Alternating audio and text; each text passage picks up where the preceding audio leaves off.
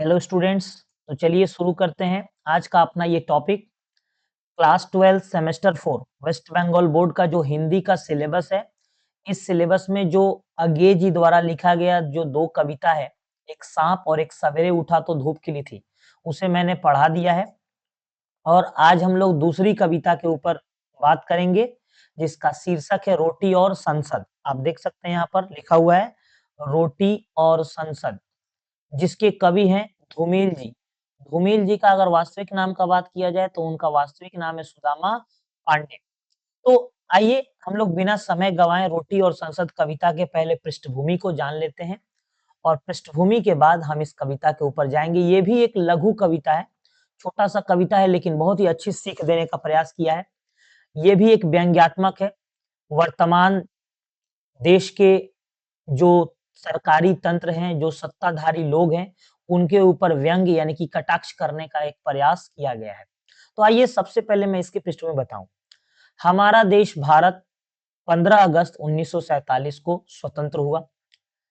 आजादी के बाद इस देश के लोगों ने कई सारे सपने देखे थे, कई सारे सपने संजोए थे कि गुलामी की बेड़ियों को तोड़कर जब यह देश अंग्रेजों के चंगुल से आजाद हुआ, तो वह आजाद भारत में खुली हवाओं में सांस लेंगे, यानी कि एक आजादी की स्वतंत्रता की सांस लेंगे।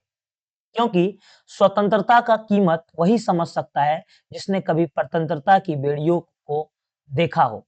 स्वतंत्रता क्या होती है, गुलामी क्या होती है, उसको उसने अगर किसी ने देखा हो तो वही व्यक्ति स्वतंत्रता की कीमत को समझ सकता है। ठीक है? तो रोटी और संसद कविता भी कुछ इसी पृष्ठभूमि से है।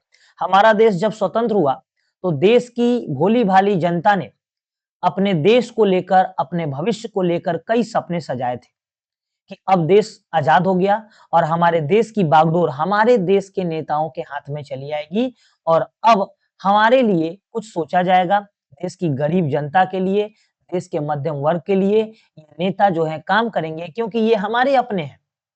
लेकिन हुआ इसका विपरीत। वही नेता, वही सत्ताधारी लोग, देश जो है अंग्रेजों के चंगुल से तो आजाद हो गया, लेकिन भ्रष्ट नेताओं के जाल में बुरी तरह से देश जकड़ गया, जिन्होंने देश सेवा के नाम पर केवल अपनी संपत्तियों को बढ़ाने का काम किया, अपने सुख सुविधाओं को बढ़ाने का काम किया, देश की भोली-भाली जनता को ठगा गया। देश की जनता को ठगने का काम किया गया इस देश के नेताओं ने। आजादी के बाद जिनके हाथों में सत्ता आई, उन सभी ने आज तक, अभी तक, आप वर्तमान स्थिति तक देखिए कि जिनके भी हाथ में देश का बागडोर आया, जिन नेताओं के हाथ में है, उन सभी ने जनता को, यानी कि जो देश की भोली-भाली जनता है, उसको ठगने का, उसको छलने का प्रयास किया गया, उसके साथ छल किया है। लोग नेता आते हैं कि मैं आपकी समस्याओं को दूर कर दूँगा, लेकिन वो अपनी समस्या को पहले दूर करते हैं चुनाव जीतने के बाद। तो कहीं न कहीं देश का जो भ्रष्ट तंत्र है, सरकारी तंत्र है, सत्ता पक्ष, सत्ताधारी लोग जो देश की जनता की उपेक्षा कर रहे हैं, उनके लिए जो आधारभूत जो ज़रूरी चीज़ें हैं, वो उसे उपलब्ध नहीं करा रहे हैं। देश की जनता सड़कों पर है, देश का एक बड़ा-सा हिस्सा जो है, जो सड़कों पर सोता है दिन-रात। उनके पास मतलब आपको क्या बताएँ कि एक कवि हैं दुष्यंत कुमार, उन्होंने भी इसी बैकग्राउंड पे काफ़ी सारी कविताएँ लिखी हैं। उनका एक कविता है, कहाँ तो तय था चिरागा हर एक घर के लिए, कहाँ चिराग मयस्सर नहीं शहर के लिए। आपने क्लास 11 में पढ़ा होगा कि तय था, नेताओं ने ये वादे किए थे, बड़े-बड़े वादे किए थे कि अब देश में सबका अपना घर होगा, सबका घर में बिजली होगा, सबकी अच्छी शिक्षा मिलेगी, अच्छी चिकित्सा मिलेगी, लेकिन हुआ ठीक इसके विपरीत। कहाँ चिराग मयस्सर नहीं शहर के लिए, और पूरा शहर वीरान पड़ा था। नेताओं ने केवल अपने जेब को भरने का प्रयास किया है, अपने पॉकेट को भरने का प्रयास किया है, अपने खानदान को, अपने परिवारवाद को बढ़ाने का प्रयास किया है। उनके बच्चे विदेशों में पढ़ते हैं और हमारे देश के गरीब जनता के बच्चे जो हैं, वो सरकारी स्कूलों में बहुत ही मुश्किल से पढ़ पाते हैं। तो कुल मिला के इस भ्रष्ट सरकारी तंत्र पे कटाक्ष करने का प्रयास किया है, जिस सरकारी तंत्र ने आजादी से लेकर अब तक जनता को ठगने और छलने का प्रयास किया है। तो चलिए, हम लोग इस कविता को, पृष्ठभूमि को बहुत अच्छा से देख लिए। अब आइए हम लोग इस कविता पे बढ़ते हैं। बहुत ही छोटा-सा कविता है, ध्यान देंगे। क्या कहते हैं धूमिल जी? एक आदमी रोटी बेलता है, यानी कि एक आदमी है जो क्या करता है, रोटी को क्या करता है, बेलता है। एक आदमी रोटी बेलता है, एक आदमी रोटी खाता है और एक आदमी ऐसा है जो रोटी को खाता है। मैं भी आपको एक्सप्लेन करूंगा पूरा डिटेल में। एक तीसरा आदमी भी है, वो कहते हैं तीसरा आदमी भी है जो ना रोटी बेलता है ना रोटी खाता है। आइए हम लोग देखते हैं एक आदमी, ये जो पहला आदमी वर्ड का इस्तेमाल किया गया है, एक आदमी जो रोटी बेलता है। रोटी बेलना अर्थात रोटी बनाना। यहाँ पर रोटी बेलने का अर्थ ये नहीं कि वो जो चौका बेलना होता है उसको लेकर के रोटी बेलना, नहीं। रोटी का निर्माण करना, रोटी किस तरह से बनता है। यहाँ पर रोटी बेलना यानी कि रोटी के लिए जो जरूरी चीज़ है उसे उगाना, यानी कि गेहूँ। इसे उगाने का काम कौन करता है? किसान। यानी कि जो पहला आदमी वर्ड का इस्तेमाल किया गया है, ये देश के किसके लिए किया गया है? देश के किसानों के लिए किया गया है, किसानों के लिए। यानी कि जो पहला आदमी है, कवि किसे डेडिकेट कर रहे हैं, किसे निर्देश दे रहे हैं, किसे दिखाना चाहते हैं? किसानों को, कि एक आदमी जो रोटी बेलता है, एक आदमी यानी कि कौन है? किसान। किसान जो क्या करता है? कड़ी मेहनत करता है इस देश में, धूप में, वर्षा में, ठंडी में, हर समय वह खेतों में कड़ी मेहनत करता है वो किसान, तब जाके हम और आप जैसे जनता, आम जनता जो है, उन्हें 2 टाइम की रोटी नसीब होती है।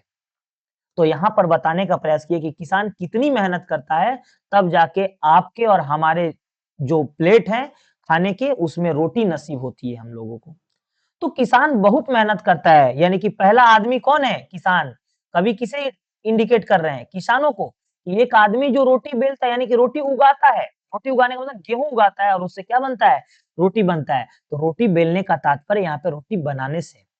तो किसान जो है कड़ी मेहनत करता है और रोटी को उगाता है, यानी कि गेहूँ को उगाता है और तब हमें जाकर के देश की जनता को रोटी नसीब होती है।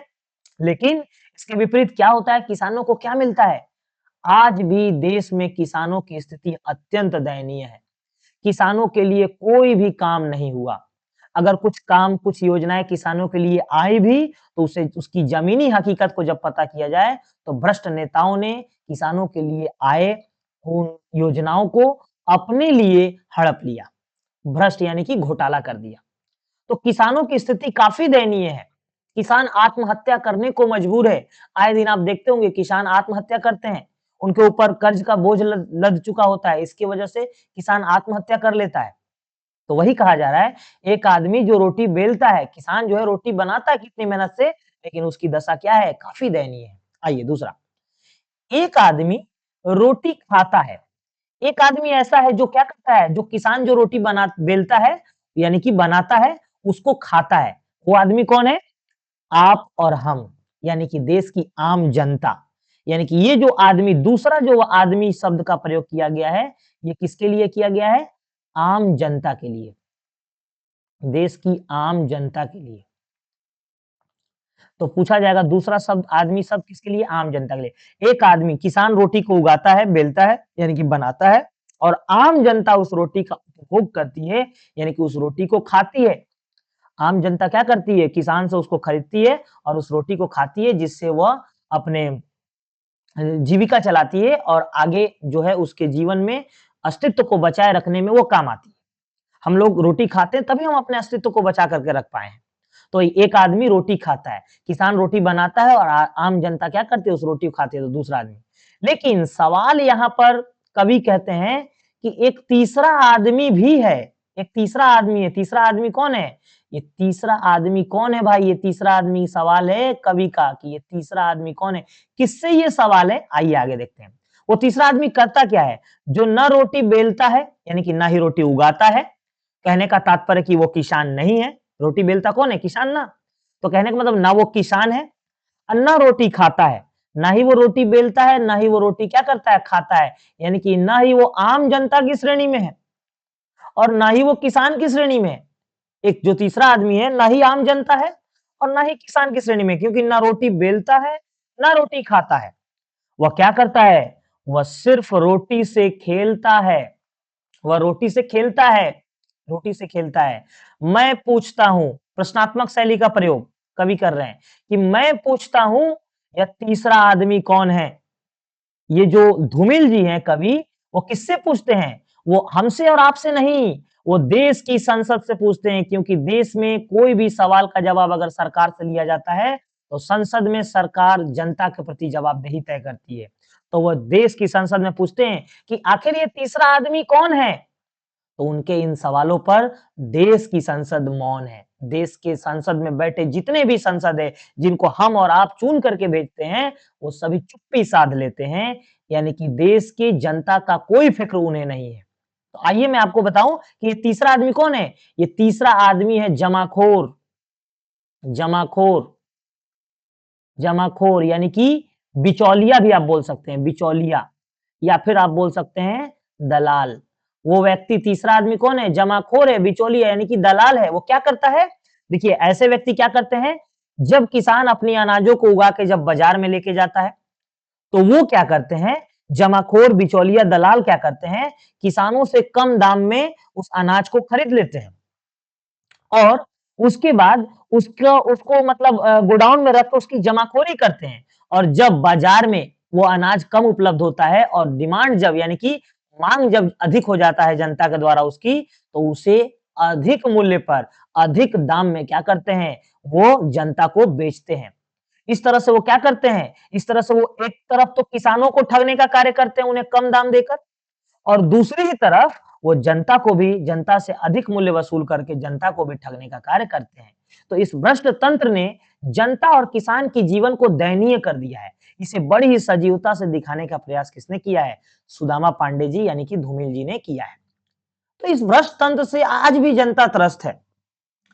तो जमाखोर बिचौलिया क्या करते हैं? उनका जमाखोरी करते हैं तो जिससे आप तो जानते ही हैं कि बाजार में सप्लाई जो है पूर्ति कम हो जाती है और जब मांग बढ़ती है पूर्ति कम होती है तो ऑटोमेटिक महंगाई बढ़ जाती है। आपने पढ़ा होगा इकोनॉमिक्स में डिमांड पुल इन्फ्लेशन यानी कि मांग प्रभावित महंगाई ऐसी हो जाती है और लोग जो भोली-भाली जनता है उसे ₹10 के बजाय ₹20, ₹50 के बजाय ₹70 चुकाने पड़ते हैं। इस तरह से ये जमाखोर देश में भ्रष्ट तंत्र का जो है एक केंद्र के रूप में कार्य कर रहे हैं।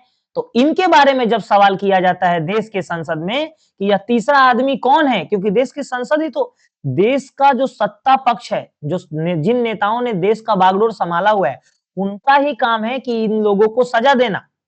लेकिन वो मौन है जब संसद में पूछा जा रहा है कि यह तीसरा आदमी कौन है? कौन है यह तीसरा आदमी? तो हमारे देश की संसद क्या है? मौन है। आखिर ये देश की संसद मौन क्यों है?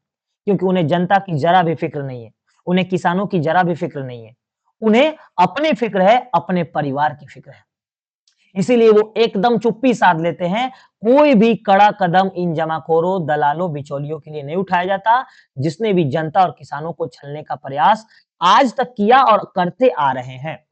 अच्छा, हमारे मन में सवाल उठता है कि ऐसा क्यों होता है? क्योंकि आप सोचिए, मैं आपको बताता हूँ, इन जमा कोई भी सरकार के इजाज़त के बिना एक पत्ता नहीं हिल सकता है, आप याद रखिएगा। सरकार के इजाज़त के बिना राज्य में या देश में एक पत्ता नहीं हिल सकता है। तो कहीं न कहीं ये जमाखोर इतने दिनों से जो ये करते आ रहे हैं भ्रष्ट नीति को, तो इसमें इन नेताओं को कमीशन मिलता होगा। ये नेताएँ भी ये जितने भी नेताएँ हैं, हमारे देश में जितना भी नेता है, ये सब इनके साथ लिप्त हैं इसी भ्रष्टाचार में। इन्हें कमीशन जाता होगा। ये जो कमाते होंगे, उसका कई हिस्सा भाग इन नेताओं को देते होंगे। तो कहीं न कहीं इनका आय का स्रोत है नेताओं का। इसीलिए जब उनसे सवाल किया जाता है संसद में कि ये तीसरा आदमी कौन है? तो वो बोलना नहीं चाहते हैं, वो मौन हो जाते हैं। तो हमारा देश का संसद क्या हो जाता है? मौन हो जाता है। तो ऐसे ही भ्रष्ट तंत्र हमारे देश में आज भी फैला हुआ है। आप देख सकते हैं। नेताओं को कोई फ़िक्र नहीं है, देश की जनता मरे या जिए उससे कोई मतलब नहीं है। जनता के जान का कोई कीमत नहीं रह गया है। यानी कि देश की जनता का फ़िक्र कोई नेता करने वाला नहीं है। आपकी समस्या आपकी ही रहेगी, आप उसे किसे भी सुना दीजिए, वो कभी ठीक नहीं होने वाली, इससे ये पता चलता है। दुष्यंत कुमार ने कहा है, मैंने आपको बताया था क्लास 11 में कि उन्होंने कहा है, ना हमसफ़र ना हमनसी से निकलेगा, हमारे पाँव का काँटा हम ही से निकलेगा। कोई आपको पाँव का काँटा निकालने वाला नहीं है, आपका पाँव का काँटा आप ही निकाल सकते हैं। हाँ, ये नेता कब आपके काम आते हैं? जब चुनाव नज़दीक आते हैं, तो ये आपके आगे हाथ जोड़ने लगते हैं, आपके सब काम करने लगते हैं, लेकिन जैसे ये चुनाव जीतते हैं, उसके बाद ये आपको पहचानने से भी मना कर देते हैं। तो किस तरह का भ्रष्ट तंत्र हमारे देश में काम कर रहा है, आप इसे देख सकते हैं। तो कहीं न कहीं ये सब चीज़ें वो कहते हैं ना कि गरीब की थाली में पुलाव आया है, लगता है शहर में चुनाव आया है। आप देख सकते हैं, इससे हमारे राज्य में भी चुनाव आ रहा है। तो गरीब की थाली में पुलाव तभी आता है, जब शहर में चुनाव आता है। अगर आप गरीब की थाली में पुलाव देख रहे हैं, कहने का मतलब कई योजनाएँ आ रही है, तो समझ जाइए कि शहर में चुनाव नज़दीक आ तो इस तरह से हम लोग इस कविता को क्या किया, खत्म किया। उम्मीद करते हैं आपको यह कविता अच्छी तरह से समझ में आई होगी। इसके ऊपर प्रश्न बनेंगे परीक्षा में, आप उसका सही से उत्तर दीजिएगा।